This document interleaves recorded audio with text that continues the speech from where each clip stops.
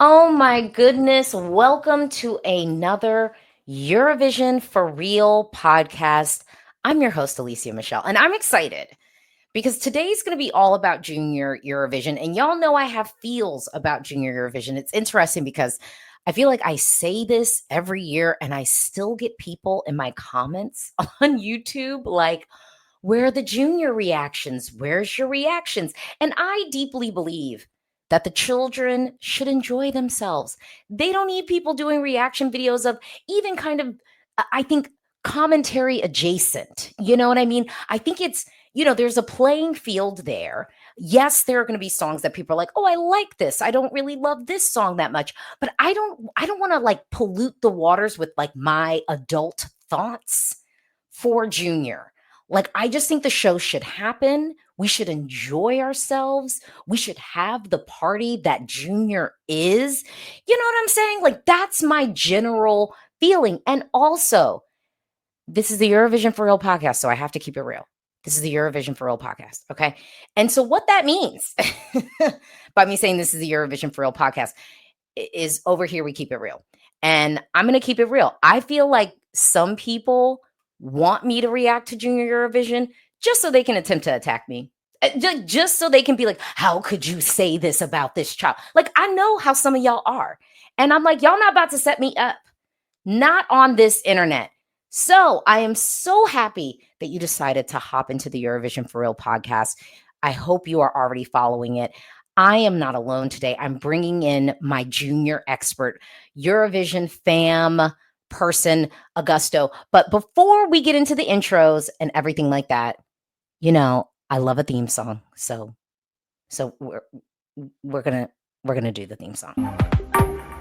Eurovision for Real with Alesia Michelle. Okay, Augusto, can you introduce yourself to the people who have not already heard your voice?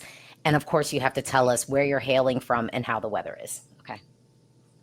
Hi, everybody. Hi, Eurovision fam. This is Augusto here, live from the sunny Dominican Republic today.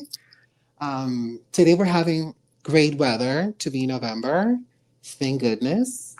And I'm super excited to discuss Junior Eurovision today. Okay, so can we talk about first, like, Junior Eurovision is happening, and but it's sort of interesting because it's happening in Spain, but Spain did not Yes, win last year. I'm correct they about did this. not. Okay, so why do you think You're they correct. decided? Yeah, why do you think they decided to kind of mix it up this year and say like, okay, like we're not going to have it because France won again, right? That's what it was. Okay, so Yes. yeah, break it down for us.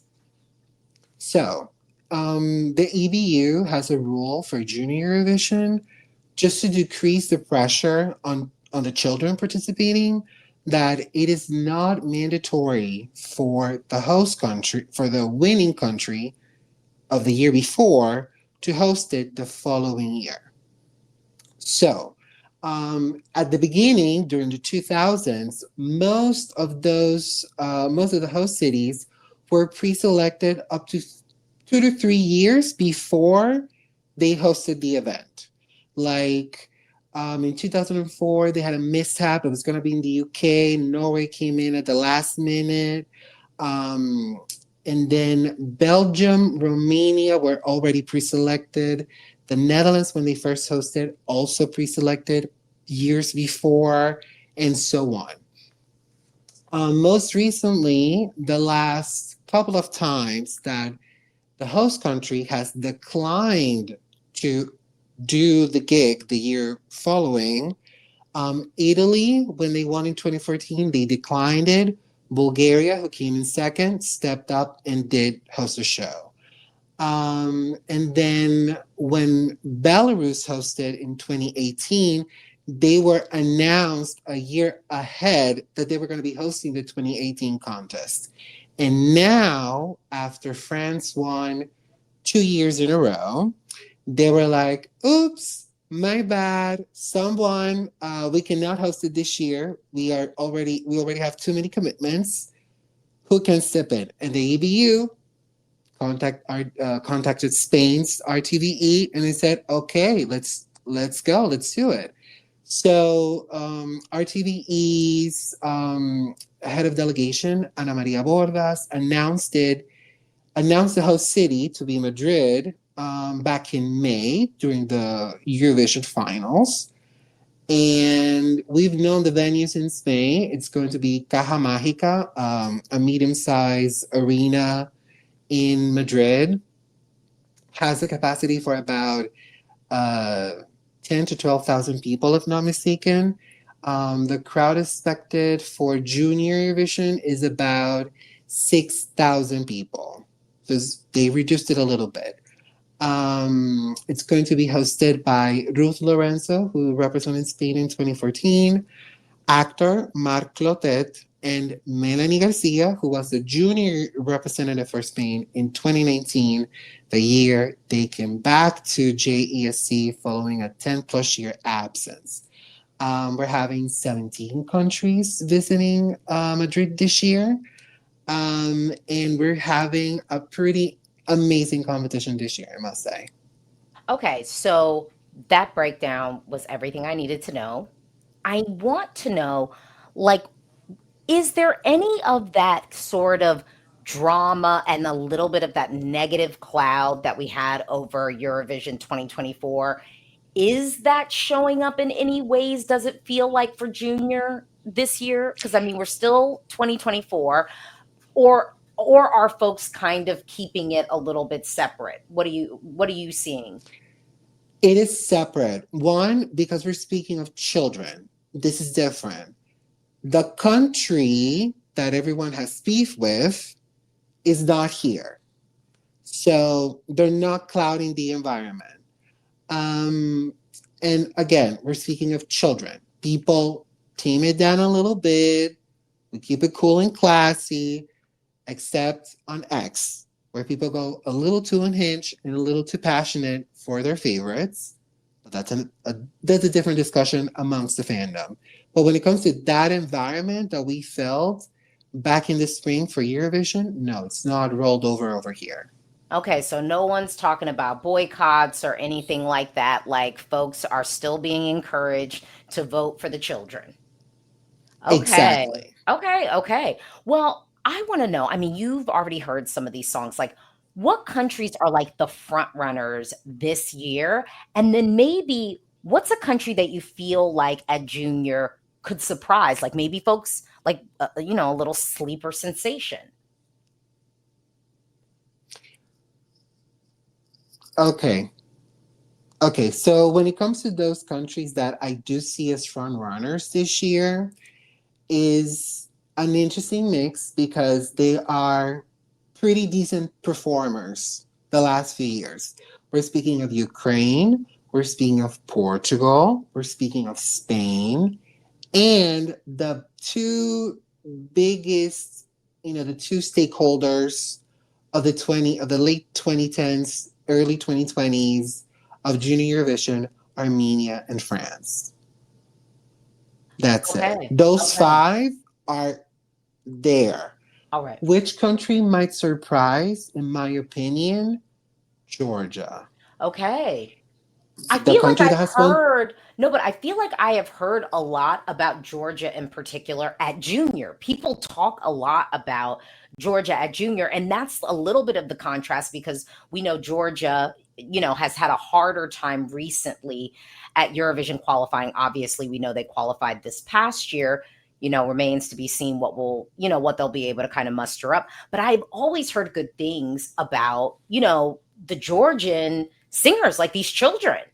And also, what's happening to them when they get older, and why are we not bringing them to the big show? Okay, but rant over. Okay, so they've actually brought one of the Georgian children over to the adult contest. That Well, yes, we was know that Iru. Iru last year. Yeah, yeah, but Iru that's what I last mean year. because before Iru, because before everyone always said like they actually do have like a lot of folks, and so then when we'd get to the big show, it was like what's going on, and even I think the Was songs. Like the songs that Georgia has sent to Junior, people are like they're really good. Like a lot of them I've heard are songs they could have just had at the big show, not with the performers because they're, not at the age limit, but just the songs, the compositions themselves. Literally, it's true. Like the team that Okay. works junior at Georgia does a diametrically opposite job than what they do at the senior level. Mm, Like Georgia is a powerhouse at Junior Eurovision. The okay. only other country that has won as many times as Georgia is France. Each one Okay. of them has won 3 times. Wow. Um, France did it faster. France Okay. won 3 times within 4 years: 2020, 2022, and 2023. Okay. Georgia, they first won in 2008. Then they repeated again in 2011, and they last won in 2016. Since 2016, it's gotten tougher for them. Okay. Okay. Um, but Georgia at Junior Eurovision, they always get votes, they always get love.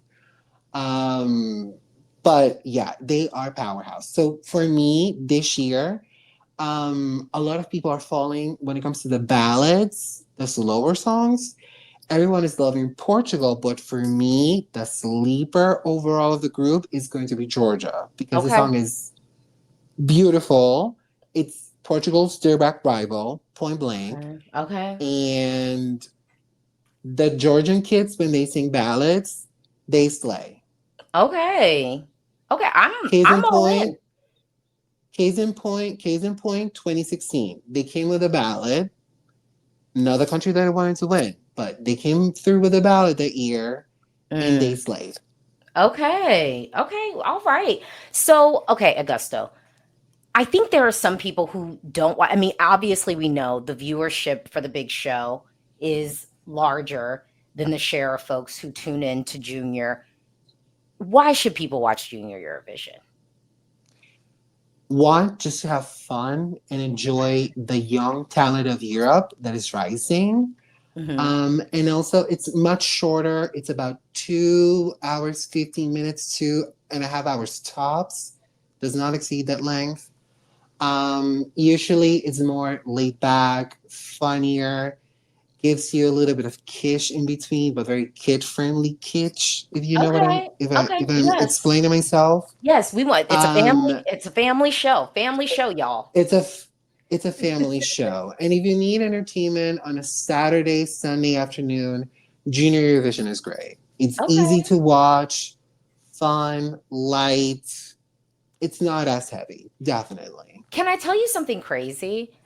I feel like, as much as people have the conversations about like other countries participating at Eurovision, like the big show, to me, Junior would be the vehicle that I would open up to the world sooner. Like where we can just have all of these children, like deep cultural exchange. And to me, I actually think that if we opened up Junior Eurovision, made a Junior World Vision, that could actually be really fun. Like that could actually be a really fun and engaging experience that honestly I think that would invest me a little bit deeper. I think it is a great show that I can sit and watch with my 4-year-old. Like we will watch together. Again, I've told folks before, I'll have the on my TV show of watching it, and then on my living room floor, I will be having my own show of my daughter dancing to every single song. So I'm like, it's just a joyful experience. But I wonder about, do you think that like, and I know that the EBU brand, like they've been trying to kind of expand Eurovision, and maybe the brand they should expand a little bit more is the junior brand. I don't know, like crazy thought. What do you think? I would love for the idea to be tested, and they've done Mhm, the opening already. Kazakhstan, who's never participated in Eurovision proper, they've mhm. done Junior Eurovision 4 times, from a couple of times, from 2018 to 2022, I believe was the last time they showed up. They Okay. were there every year. Even the year of the Okay. pandemic, they were there. Okay. Australia participated from 2015 to 2019. And Belarus debuted it at Junior Eurovision Okay. in 2003, and the following spring they debuted it at Eurovision proper.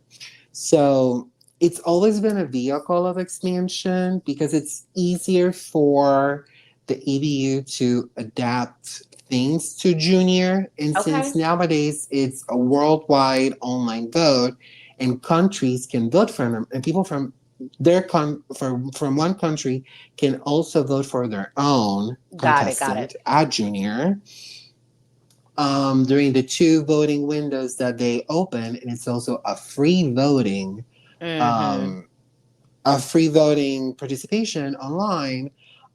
It could be easier to attract countries. They can attract the few partners in Latin America that they have, or the other few partners in Northern Africa or the Middle East or Oceania that they do have. Bringing Yeah. Australia back, or convincing Chile to do it, convincing the US to do it. It's Yeah. going to be a little complex because it all depends on the availability or popularity of children's shows in those other places to see if it's an attractive investment to air a 2 hour, 2.5 hour children's competition one Saturday or Sunday morning, afternoon, their time, depending. Mm-hmm. Um, and if it's worth the investment. It all Yeah. depends. Yeah. But it's not No. a bad idea to test out. Yeah, I'm kind of feeling that. And you brought this thing up. So, I mean, we know that Junior had somewhat of a global vote, and then we were able to bring that to the big show. Are there other concepts that Junior has that you kind of think like, EBU, y'all are doing it here. Why not try it over here? So historically, when the EBU wants to do changes to televoting, they've always tested them at junior first. So, for example, back in 2010 and 2011, Eurovision proper had the all show long open televoting that was tested in junior for a couple of years before. When it comes to the global online vote that is now available for Eurovision proper since 2023, where we pay, since 2017, that online global voting has always been available. It has always been free. However, it's been adapted for each show. Like nowadays, for Junior Eurovision's global vote, you can only pick 3 songs that you like. Go through a filter. What you watch a recap video in the first round. You watch a because there's 2 rounds of voting, like I said earlier. So in the first round, you watch a recap. Then you pick 3 songs. You complete you complete a filter, and your vote is cast. But on the second round, you don't you go straight through, pick your 3 songs, and you're good to go. Because that second round happens during the live show. When it comes to Eurovision proper, it is different. One, you pay with a credit card for each of your votes. And when it comes to the voting, you have up to 20 votes. If not mistaken, was the last time they did it in 2024. You have up to 20 votes to split. You split them amongst X amount of countries that you like. So it's been formatted to the rules of each show and the intentions of each show. So it's different. Okay. Okay. I feel like, this is interesting. I don't know if you've seen this. And I was so confused I had to like message one of my friends and I was like, "Wait, what is this?" So Melody Festival now has basically a junior version. This Hello Mello show, cuz at first I was I've kind of seen okay, what do you think? Give me the breakdown on this model because is Melody Festival and just going, "We're about to build our own brand" or something like that? Like cuz I mean they cuz it's I not like mean, the person who wins Hello Mello goes to junior. So like are no. they going to get a spot? Like so it's a totally separate show. Yes. But like do So you feel yeah, like do you feel it is still in our like Eurovision network? Like technically no, right? Okay, give me the breakdown cuz I have not watched an episode but I have seen clips. I haven't watched an episode either, but I've read a little bit of what's been posted. So, Hello Mello is not the first attempt of a junior experiment for with the Melodifestivalen brand. Because when Sweden participated in the 2020 and the 2010s with SVT, um, Lila Melodifestivalen existed. Lila Melodifestivalen was held in the summer, and the winner would then go to junior. This happened almost every time SVT was in Junior Eurovision, except in Sweden, except the 3 years a private TV network replaced SVT, and that's when the Senden sisters, each one got their shot at Junior, with Molly being the most successful, of course. So then, after SVT came back, they did Lila Melodifestivalen a couple times, and then the last 2-3 years they chose somebody. It was done internally. I'm not 100% sure of that, but that's what I remember. Now, when it comes to Hello Mello, it is different. The intention is to pick a young performer to qualify directly to Melodifestivalen. So the prize now is a spot at Melodifestivalen as a publicly chosen fresh talent. That's all I was able to understand from the Okay. information I've seen of Hello Mello, but that's it. They're competing for a spot at Melodifestivalen. That's it. Okay. I mean, I think that that's an interesting concept. And I mean, we've said before that, like, at Melfest, sometimes the entry, the like new debuts, yeah, don't always have the biggest advantage. It's like like, They I don't. even stopped doing it. I used to do in my reaction to the Melody Festival and like participants, I would say, like, who I think will like qualify and who won't. And I stopped doing it because I really was kind of like, well, we don't really know. And like most of the people were just going off of like name recognition. And I think the negative piece of that was then we started seeing that in the results that you look and it was predictable. It was like all the people, our favorites, like no shade to them because we love them, obviously.